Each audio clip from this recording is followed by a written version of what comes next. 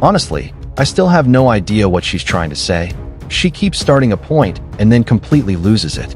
So far, I've heard claims about an assault, a medical issue, a baby shower, that she walks like a model, and even that someone used a photo of her son to pressure her into crimes she says she never committed. At this point, I'm just wondering what on earth is actually going on here. I want to perfect the record just in case it wasn't clear during the bench conference. There was an objection made. Ms. Young wanted to go down a line of questioning related to some previous experiences that she has claimed, specifically, I think, a form of assault, maybe references to a lack of therapy. And my ruling was that I had not seen any reason or relevance of that. Those sound like arguments of mitigation of why perhaps you're not as culpable as as the state might allege, that you should receive a lesser sentence if you're guilty of these offenses. But the issues here for the jury to determine are the issues of fact, of whether you did in fact commit any of these offenses. And I haven't seen how a previous sexual assault or a lack of therapy essentially bears on determinations of this at all. But if you want to further argue that or be heard on it, now's an opportunity for you. When I first hired Leaf Howard as my lawyer, he was told of the instance multiple times. I'm not sure as to why you all didn't get it. I was not familiar at the time of the court's process and who I needed to reach out to. I let him do his job, but it was not to my recollection that they did not know of what happened to me. But yes, there was a night that I went door. Are you asking me to? No, I don't really. I'm trying to stay big picture, which is what is the reason why the jury needs to hear about this? Well, I don't know who the person was that came after me. Not only did they come after me, but they had a Polaroid picture of me carrying my son to my friend's house. It had a blue blanket, had me with my black outfit on, and I had on a headscarf that I always wear outside. When I saw that picture in the midst of what was happening to me, not only on the day that Captain Winfrey, I don't know if she's still captain, but at the time, she threw me a baby shower. Even when I first started working there, I was called out by, I believe, Captain Winfrey. Captain Winfrey is who we just heard from. No, that was Grady. Oh, I'm sorry. Excuse me. That was okay. So yes, Lieutenant Grady. It's been a minute. I'm trying to remember names, but she threw me a baby shower at the jail. And when I first started walking there, I was called out for the way that I walked. I walked like I'm a model or twitching my butt or something, and that put me on the spot for everybody in 6 North. So there is no way for me to know if it was because of the baby shower, because she invited my mother and father without my knowledge too. And if I had any knowledge that she would do that, I would not have invited my parents there, because I keep my work separate from my family for this reason. My son was in danger, I was in danger, and there was a instance that happened in the car. But I got I'll be honest with you. From that, I'm still not sure what she's talking about, because she consistently starts. So now the judge is actually giving her the green light to ask all these vague, confusing questions, and somehow nobody seems surprised. But here's the real problem. The whole time she's talking, she clearly has no idea who she's even referring to. It's like she's questioning shadows, hoping something makes sense, while everyone else is just trying to figure out what she's attempting to accomplish. Just trying to break this down, is it your claim that someone from an inmate in the jail or another employee there that may have did this sexual assault? That may have been the one to do it. I don't know who the person was. Where did it occur? I tried calling DoorDash to get in contact to see if I can get it, because I called customer service. I parked my car, but I didn't lock my doors. I was having issues with the internet. Let me rephrase. Did this incident happen inside the jail or outside the jail? Outside the jail, but I was working with Fulton County at the time. All right, so the objection came, you were asking Lieutenant Grady whether he had some awareness of a baby shower and that sort of thing. Mm-hmm. Do you have any reason to believe that he did? Because if he's aware of the baby shower... No, that's not my question, not if he is. Do you have any reason to believe that he was aware of the baby shower or your sexual assault? I would think he does know about the baby shower, because they're all connected. They're always talking, having meetings and whatnot. and it was a surprise to me. So it's like, how else would you get my personal information if you maybe talk to my supervisor, maybe talk to my captain? We've had issues in the past as well, nothing detrimental, but I still need to know where it could have came from. Anybody. It could have came from Captain Winfrey, could have came from Lieutenant Grady, it could have came from the inmate. What could have come from them? If my family was invited to the jailhouse, they could have been followed back. Someone could have been like, here's her information. Because with that situation, me being touched, I was forced to bring whatever they wanted into the jail because they have a picture of my son. They have a picture of my son. Who knows if the next picture might be him at his daycare or me coming into my house. My father. Okay, I understand. So any position of the state, I mean, I'm just trying to focus on process procedure here. Right. The things that Ms. Young is saying, I think that if she chooses to testify, she can go into them. I agree, Your Honor, but I think at this point, I don't think there's sufficient basis for her to ask witnesses regarding some type of baby shower. I'm just not clear as to the nexus or the sequence of the events that would make it relevant at this particular point in the trial. Okay. I agree with you there. What we're focused on is, I mean, at this point, I don't think it would be, maybe this additional, I think you said lieutenant that's coming, may have knowledge of this potentially that she could ask about.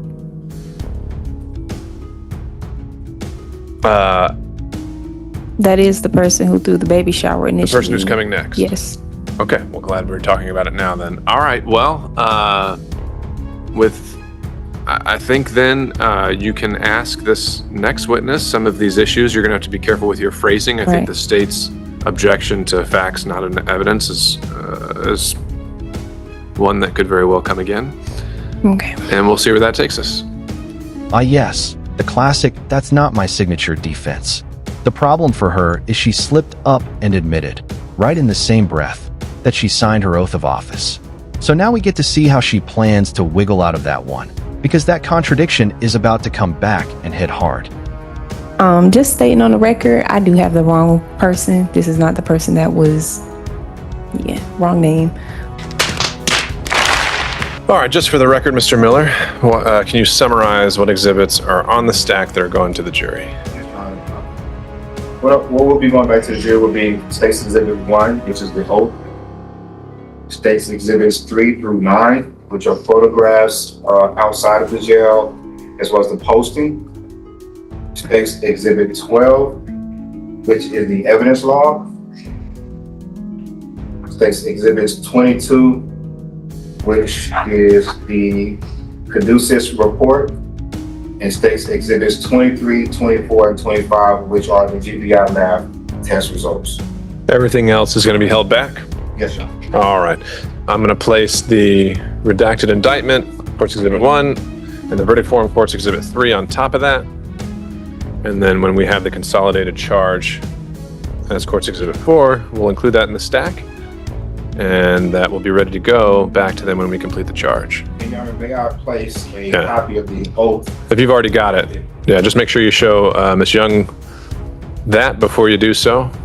I mean, it's a bit redundant since it's also Exhibit 1, but all right. So based on what was just said on the record, is there any objection on behalf of the defense as to what would be going back in the jury room during deliberations? I would say the oath of office. I object to it because that signature, I have to look over my own document again. My signature, if I'm not mistaken, I signed something else. I'm sorry, let me rephrase that. That typed signature, I'm going to have to look at my document and make sure it matches because I'm not sure, I'm not too quite sure if that matches what I actually signed when I started working with Fulton County. All right. This is the moment when they break and plan to return for closing arguments. The judge makes it crystal clear, a 15-minute recess, and they'll be back at 1:50. Keep that in mind, because when the courtroom reconvenes, only one side shows up, and the other is suddenly nowhere to be found. Well, the objection I'm hearing is to the authenticity of this document and whether it should be considered by the jury. That ship sailed when it was admitted, and there was no objection. So those being the only grounds, then your objection is overruled and Exhibit 1 would be going back. Any other objections? No objections. All right. So we're holding in place until we have the consolidated version. That's going to take maybe a few more minutes. Are the parties requesting some additional time to prepare for closings? Hang on, the state's ready. I just need a brief bathroom break. Of course. Do you need a PowerPoint or anything else like that? I do, Your Honor. So what I would do is I would just take my laptop, if I can, with me to the podium, and I'll just conduct the demo. You're doing the closing? Yes, Your Honor. Okay. And you're opening and closing? Yes, I'm going to do the close. So defense can go first, and I'll do everything at one time. All right. So the state's planning to reserve their first closing. And so what that means, Ms. Young, is you'd be up first when we come in and begin closing arguments. Okay. And so we'll just take 15, prepare what you need to, practice your PowerPoint, and just let the jury know about 15 minutes we'll be ready to go. We'll be in recess. Thank you, Your Honor. 1:50. So at this stage, the jury is brought back into the courtroom, and the prosecution ends up delivering their entire closing argument completely on their own because the defendant is still missing in action. And here's the wild part. The defendant eventually strolls back in, but only after the jury has already left the room to begin deliberations, meaning she missed the one moment where her presence actually mattered. On the record, the time is just before 2:05. It's about 15 minutes past when I instructed the parties to be back at 1:50 to begin closing arguments. The state is present. The defendant is not. I've asked our deputies to search the floor. They have not found the defendant. They've also sent someone into the bathrooms. She is not in any of those. And we are also now trying to make a phone call. The only phone number we have is to her mother, who had previously conveyed a message for us Monday morning to have her here to start trial.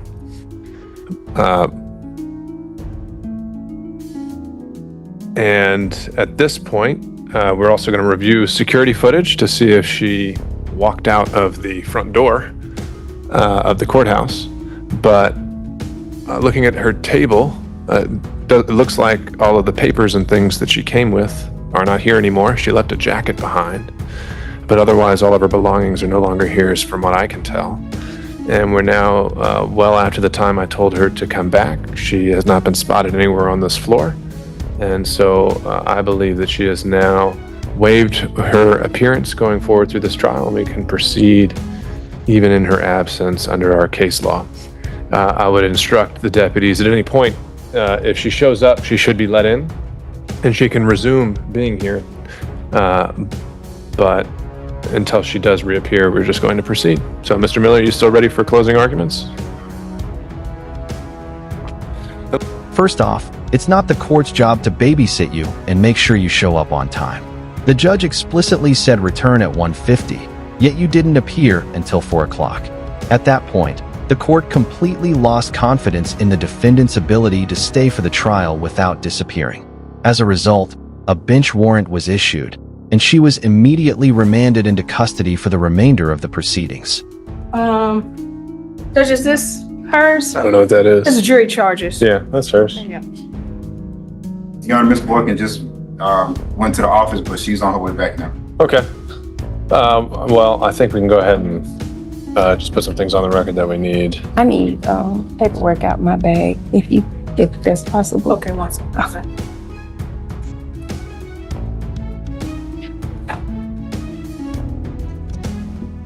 All right, let's go back on the record. And first, I would like to perfect some information we received while we've been here on break during deliberations, which is that I requested Lieutenant Lattimore to review surveillance footage to try and help us locate Miss Young, and he was able to see some footage. And so I'd like Lieutenant Lattimore to share with us for the record what he was able to view and what he observed, and then we'll go from there. So you can just describe that for me, Lieutenant Lattimore? Yes, Your Honor. I was able to review footage of Ms. Young exiting the 136 checkpoint at approximately 1:51. And from the checkpoint, she proceeded down Pryor Street, which is south of us, and made a left at Mitchell and Pryor, and proceeded east on Mitchell up to Washington Street, where we observed her make a right turn, and at that point is when we lost sight of her movement. And this is all through surveillance footage you're reviewing after the fact? Yes. And that's several blocks away from the courthouse. All right. Miss Young, where were you going? Before I answer that, I previously stated that you were in contempt of justice, because of failure or refusal to proceed in equity under exclusive jurisdiction. Did you or did you not acknowledge that we were in equity jurisdiction? If there's anything else you want to say, Miss Young, this is your opportunity to have it on the record. But I'm really not interested in getting into a back and forth. So if you had some kind of emergency come up or something else you needed to address, that's what I was kind of curious about. But otherwise, we're going to move on. I did. I needed something to eat. I haven't really eaten since last night. I'm pregnant and I felt like I was about to pass out a little bit. I did kind of forget what time we had to come back. But I got a call from my mother stating that I was supposed to be back in an hour. So that was what took me so long, because I went to grab something to eat and I was going to come back. But after I got that call, I was like, okay, well, he did extend the time. But there was miscommunication there. So I apologize for that, Your Honor. All right, so I just want to break that down, which is it's now about 4:30, and I think they found you trying to re-enter the courthouse about 20 minutes ago or so closer to 4 o'clock. And so you believe that you got a call from your mother saying you didn't have to be back for an hour, and I think we called around 2 o'clock because we were trying to start closing arguments, as I'd indicated. If I can look at my phone records, she called me and told me that I didn't have to be back until an hour because you all, the court, whoever called her. And I've updated my phone number, email address in the Odyssey system, so I'm not seeing why I'm getting reports that you all are calling my mother and my father instead of... And that's when her sovereign citizen antics truly came into full view, shining about as brightly as a burnt-out light bulb. For anyone who didn't know, here's the deal. Courts operate under 3 types of jurisdiction. Criminal jurisdiction allows them to hand down punishments like fines or jail time. Civil jurisdiction deals with monetary damages, and equity jurisdiction covers non-monetary remedies, like issuing an injunction to stop a builder from working on a property. There, you just got a quick crash course in how the system actually works. All right. Well, I think we've put your explanation on the record. You can, and so that's all well and good. However, I've lost confidence that we can expect you to appear on time for court proceedings, so I've revoked your bond, I've issued a bench warrant, and so you will be in custody pending the outcome of this trial. More to the present business at hand. No, it's not your turn, Ms. Young. Oh, okay. I do have Court's Exhibit 5, which I've marked and will tender for the record, which is a question from the jury. It states, and is available for inspection for the parties once I'm done reading it into the record, is there any statutory minimum for possession of a Schedule 1, Schedule 2, or Schedule 4, respectively, where intent to distribute is presumed if you are in possession in excess of such amount? And it's signed by the foreperson. And so if either party would like to, if the state would like to see it, you can come up and grab it. And if Ms. Young would like to see it, deputies can take it to her. This is a question from all jurors or specifically? It's from the jury. Okay. And though you're failing or refusing to proceed in equity under exclusive jurisdiction, you acknowledge that on the record as well? All right. My proposed response to this would be you can't no. deny that injustice. And that I would just write on the note, no, and that we would refer them to their previous instructions. Technically, there is a presumed amount, but that's for trafficking, and that's not been charged in this indictment. They asked specifically about the intent to distribute, whether that's ever presumed based on the amount. As I understand it, it is not. So I think it would be an accurate statement of law to say no, and then just refer them to their previous charges. Any input? First from the state. So they say a minimum, are they referencing a minimum sentence? An amount? I take the question as a whole. It's a statutory minimum where intent to distribute is presumed. So I know we use minimum in reference to sentences, and that was my first impression as well, but reading it as a whole, it seems to be focused on the evidence of distribution and whether that intent can be presumed based on a minimum amount of drugs. And again, that's where I say the answer to that legally is no. Or actually, I mean, it really just says intent to distribute means intent to unlawfully deliver or sell. So maybe the actual relevant charge would be intent generally, which can be shown in many ways, whether it existed from the proven facts before you. It may be inferred by the proven circumstances or by acts and conduct. So actually, what I would do is say no and then just reread the intent charge and then say that they should place no undue emphasis on this charge and only consider it in the context of the charge as a whole. State agrees, Jones. All right. Any input from Ms. Young? Yes. So you are not acknowledging the fact that you're in contempt of justice on the record, being that this is equity jurisdiction. Hearing from my fee schedule. And just how is the judge supposed to do that when you won't stop talking long enough for it to be heard? After enduring her non-stop interruptions and back-to-back contempt rulings, the courtroom finally found some order, allowing the jury to reach a verdict, and now they're ready to deliver it. Anything else? No, I need an answer, because being that I told you that your failure or refusal to proceed in equity, being that you acknowledge the equity jurisdiction, exclusive jurisdiction will constitute in contempt of justice, I've tried to show you as respondent to all complaints and questions because of the legal special relationship that I have paid on this account. I was about to go and e-file it into the system.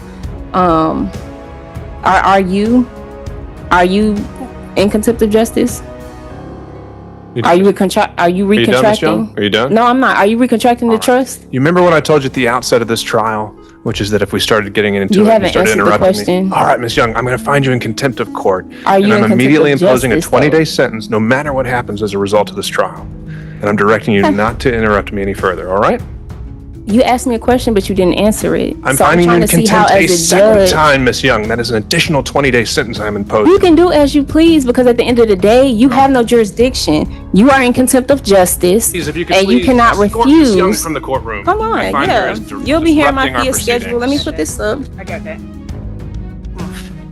And you know you're in contempt of justice. It's okay. You'll be hearing my fee schedule. The state is pushing for 3 of the charges to carry a 15-year sentence with 10 to serve, and the other 2 to carry 5 years, running concurrently. So essentially 10 years behind bars with 5 years of probation. Don't get me wrong, that's already a hefty sentence, but what she actually ends up facing is far, far worse. On the record, I've been informed by Lieutenant Lattimore that the jury has reached a verdict, and Ms. Young is now present back in court.